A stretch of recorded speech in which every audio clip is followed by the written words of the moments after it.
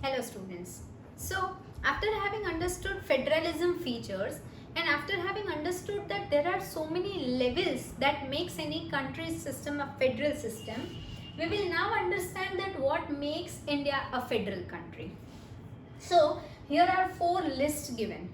Before understanding what these lists are, I would like to give you a simple example. Say for example that in your home every member is given with some responsibility. Say grandparents go to pick up and drop children in home, grandchildren. Your mom looks after the kitchen affairs, she looks after the elders of the family, she makes sure that you take your food properly, she makes sure about your education needs. Likewise, you also might have some responsibilities like getting recharge done, maybe adding fuel in the vehicle. Everybody in the family, in short, has some or the other duty, right? So same way, in our country, each federal unit, each tier, each level of government has some duty to do, has some responsibilities. So first one is union list. Union list means, so each one has subjects. So these are the subjects of national importance, as in the areas that affect the whole of nation directly or indirectly. Say for example, defense, foreign affairs, banking. Now you see the whole country shares a common currency. So all the banking norms has to be taken up from the central government. Look, take the example of defense. Whether there is some terrorist attack in Punjab or it is in Gujarat or it is in Maharashtra, it is the central government who takes decision. Does not mean that state government is inactive, they do support it, but then the decision is taken by the central government. So there are a set of some subjects that are looked after by the central government. Now, because central government cannot reach everywhere, so we saw that there is a need of further classification of levels. So there is another list called state list. In state list, there is a list of subjects that a state government has to take decisions of.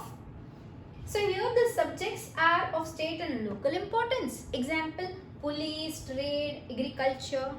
Say students, you must have heard Punjab police, you must have heard Delhi police, you must have heard Gujarat police. Have you ever heard India police?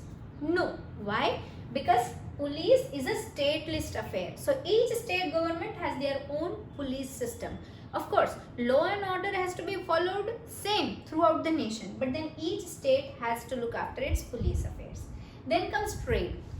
Now every state will have some commodity, some product for which they must be good at for trading. Say for example, North India has saffron, they have fruits, they have flowers, whereas West India is expert at cotton, the Central India with the wheat. So every, like talking about Bangalore, it's IT capital. So every state will make decisions, will make policies, will make norms and laws that will benefit to their particular state's trade. Then agriculture. See, we in Gujarat grow cotton. Now cotton is not grown in Assam. Tea is grown in Assam, which is not grown in Gujarat. So police, trade, agriculture, etc. such subjects that matters to the state and which if state government takes decision could hold a better one are given to the state government. So state government makes laws related to these areas mentioned in the state list.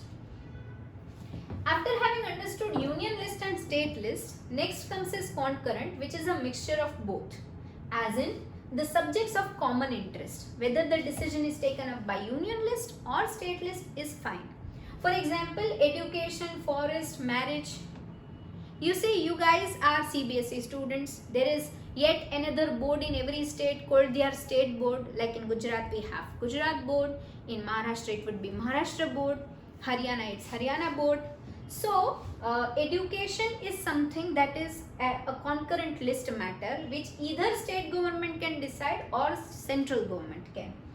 Marriage. Now you see a guy and girl getting married in Gujarat or getting married in Assam or getting married in Tamil Nadu means the same.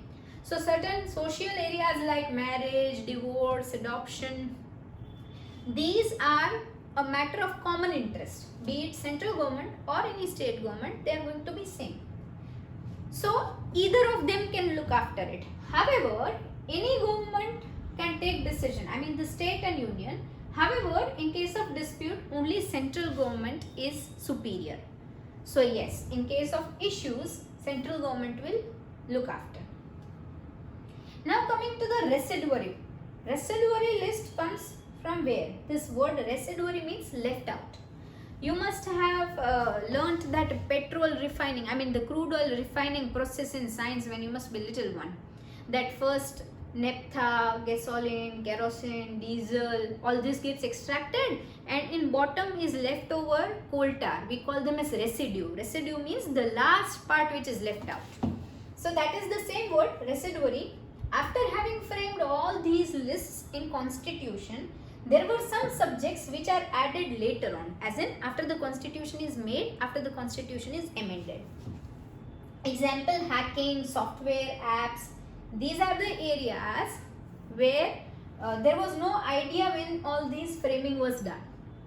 So, residuary list contains those subjects that are added later on. It is also looked after by central government. So, you can see that union list, central government, concurrent, at the end central government, residuary, central government. But all important areas for state is given away to the state list, that is the state government. So this is how a federal system in our country works. Each level is given priority. Each level is given certain areas of work which they should only work afterwards. So everyone gets proper position. Now, you saw that there is so much of central government. There is also presence of state government. Did you notice the third tier here? No, right? The local level. Because local level was never given so much of importance. So in 1992, government came up with decentralization in India norms. Decentralization means what, first of all? When one center commands everything is centralization. But in our country we have multiple layers, right? Multiple tiers. So then it is called decentralization. When power is given to each level, we call it as decentralization.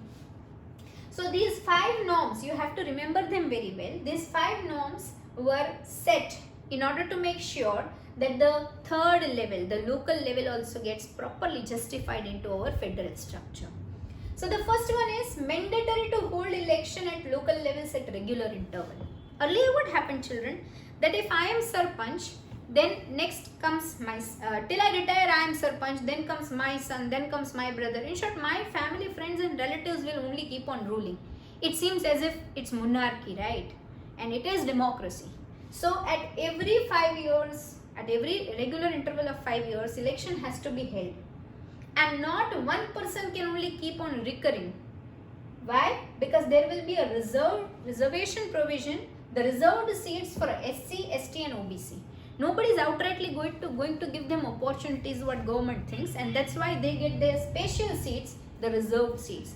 And not only SC, ST and OBC children, even 1/3 positions are reserved for women. If you really want to do women empowerment, you want to promote women getting empowered, then they need a political stand also. I mean, they need a political status also. So 1/3 seats for women are reserved. Now we will see that every regularly it is election held, SC, ST, OBC also gets their fair share, even women gets their reserved seat.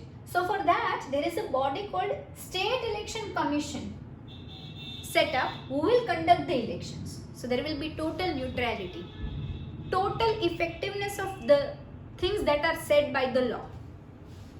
And local government also should receive funds from the state government. So there will be revenue shared. See, the state government will share revenue to the central government will share revenue to the state government, and state government will share revenue to the local government.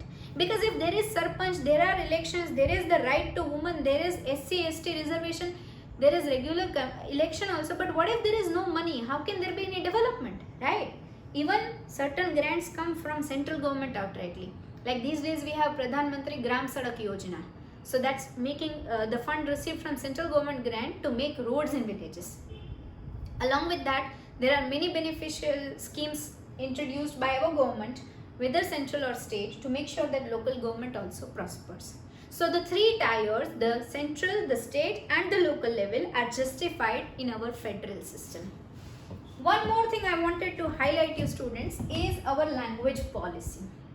In any country there could be one international language, that is English, one local language, that is the one that they belong to, their culture, their ethnicity. In India, after independence there were few states and now we have 29, more than double. So why? Because in our country our government believes that people's demand should be satisfied. You see, such a huge country, such a beautiful diversity, very difficult to manage. We can't manage our own city also for a day. Our country has been running since decades with this democratic system, with this federal structure. So it's only our country on earth who's got 22 official languages. India has 40% population speaking Hindi, so Hindi was decided to be our official language. But then other language speakers, they raised their voice that they should also be recognized. I mean, their language should be recognized. So our government did not want to create any controversy. Our government did not wanted to, hurt the feelings of people. And language does not matter as much. It is just a medium of communication, right? So keeping big heart, our government recognized 21 official languages along with Hindi, which is a matter of pride. So it's not only a country having federal structure or having governance. We have a good federal structure, we have good governance. Be it any political party, the way our country is being managed, the way things are liberal, the way it is people friendly, sentiments of people are cared for. We must feel proud about the country we are living in, right children? So the features of federalism could be a 3-mark question. This one also could be. Make the most of the videos and all the best children. See you in the next class. Bye bye.